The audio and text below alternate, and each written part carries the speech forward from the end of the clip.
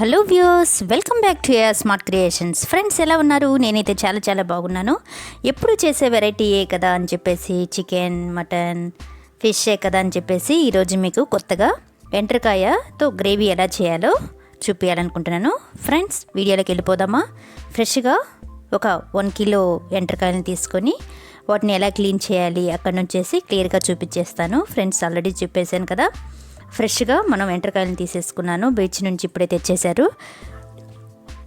So ఇది చూడండి friends, ఇక్కడ పైన ఉండే ఈ పొక్కులుగా అలాగే ముళ్ళుగా ఉండేదంతా కూడా తీసేయాలి.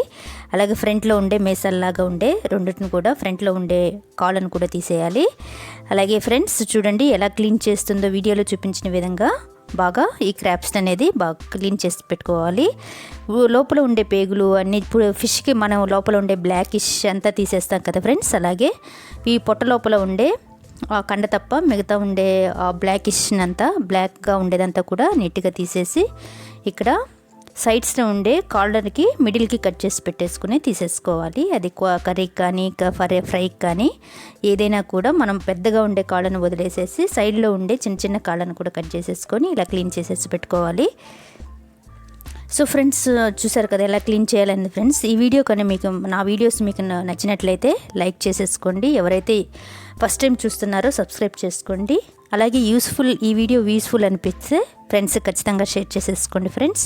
అలాగే బెల్ ఐకాన్ మాత్రం మర్చిపోకుండా క్లిక్ చేసుకోండి ఫ్రెండ్స్. ఎందుకంటే ఇలాంటి డిఫికల్ట్ అయిన కొత్త ఆసక్తికరమైన వంటకాలు కావచ్చు, హెల్త్ టిప్స్ కావచ్చు, అన్ని నోటిఫికేషన్ అనేది మీకు వస్తుంది. సో ఏ వీడియో కూడా మీరు మిస్ కాకుండా చూసేయచ్చు ఫ్రెండ్స్. ఇంక వీడియోలోకి వెళ్ళిపోదామా? ఇలా అన్నీ కూడా క్లీన్ చేసేసుకొని సాల్ట్ వాటర్లో బాగా క్లీన్ చేసి పెట్టుకోవాలి 2 నుంచి 3 సార్లు. ఎందుకంటే మనకి అన్ని సీ ఫుడ్స్ కూడా కొంచెం స్మెల్ అనేది, నీసువాసన అనేది వస్తుంది కాబట్టి ఇలా అన్నిటిని కూడా పొట్టలు తీసేసేసి లోపల ఉండే పేగులన్నీ తీసేసి బాగా కట్ చేసి పెట్టుకోవాలి. ఇప్పుడు ఒక ప్యాన్లో oil 3 table spoon oil add చేసేసుకొని మీడియం సైజ్డ్ ఆనియన్స్ని 2 నుంచి 3 ఆనియన్స్ సన్నగా కట్ చేసి పెట్టుకునేసి బాగా ఫ్రై చేసుకోవాలి ఫ్రెండ్స్. ఎందుకంటే ఇక్కడ క్వాంటిటీని బట్టి మనం ఈ గ్రేవీకి ఎంత తగినట్లుగా మనం ఈ ఆనియన్స్, టొమాటోస్ అనేవి తీసుకుంటాము. సో ఆనియన్స్ వేసేసాము. ఇందులోనే 2 గ్రీన్ చిల్లీ అడ్డంగా కట్ చేసి వేసేసుకున్నాము. ఆనియన్స్ ప్లస్ ఈ గ్రీన్ చిల్లీస్ కూడా బాగా ఫ్రై చేసేసుకుందాము. సో ఫ్రెండ్స్, ఇక్కడ వచ్చేసి ఈ గ్రేవీ అనేది చాలా టేస్టీగా ఉంటుంది. ఎప్పుడు తినే చేపల పులుసు. ఎందుకంటే మనకు ఫిష్కి వచ్చేసి మనం అన్ని సీ ఫుడ్స్కి మనం చింతపండు యాడ్ చేస్తాము. ఇక్కడ చింతపండు అనేది యాడ్ చేయము ఈ క్రాబ్స్కి మాత్రం. సో ఇందులోనే 1.5 teaspoon ginger garlic paste అనేది యాడ్ చేసేసుకుందాము. ఈ జింజర్ గార్లిక్ పేస్ట్ వలన ఈ నీసు వాసన అనేది పోతుంది. సో మనకి ఈ గ్రేవీ అనేది చాలా టేస్టీగా వస్తుంది. సో మనకి ఆల్మోస్ట్ బాగా ఫ్రై అయిపోయాయి ఆనియన్స్ అనేవి. ఇందులో టేస్ట్కి సరిపడా సాల్ట్ యాడ్ చేసేసుకోవాలి. అలాగే 1.5 టీ స్పూన్ పసుపు కూడా యాడ్ చేసేసి బాగా ఫ్రై చేసేసుకున్నాం.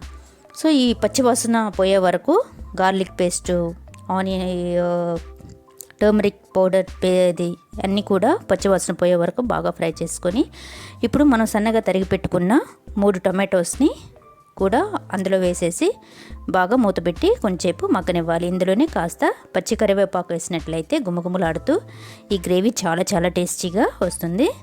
సో ఫ్రెండ్స్ చూడండి, ఆయిల్ బాగా తేలుతుంది. సో ఆల్మోస్ట్ మనకి గుజ్జుగా అయిపోయింది, గ్రేవీ అనేది రెడీ అయిపోయింది. ఇప్పుడు ముందుగా మనం శుభ్రపరచుకున్న ఈ ఎండ్రకాయలని పసుపు, ఉప్పు వేసేసి పక్కన పెట్టుకున్నాం కదా, వాటిని కూడా ఈ గ్రేవీలో యాడ్ చేసేసి బాగా మిక్స్ చేసేసుకుందాం.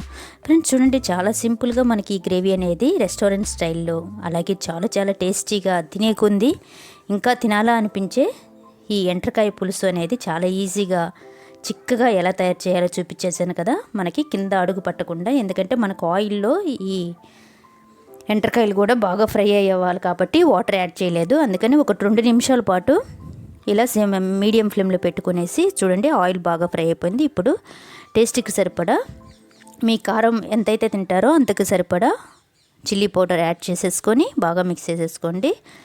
ఇక్కడ నేను ఎక్కువ క్వాంటిటీలో చేయటం వలన 3 నుంచి 4 టేబుల్ స్పూన్ల కారం వేసాను. ఈ కారం కూడా చాలా తక్కువగా ఉంటుంది ఈ కారంలో. సో కాబట్టి కొంచెం ఎక్కువగా వేసాను. మీకు కారం ఎక్కువగా అనిపించినట్లయితే 1 టీ స్పూన్ తక్కువ చేసేసుకోండి. ఇప్పుడు 1 గ్లాస్ వాటర్ యాడ్ చేసేసుకోండి. చూడండి కొంచెం కొంచెంగా వాటర్ యాడ్ చేసుకుంటూ బాగా మిక్స్ చేసేసుకున్నాము.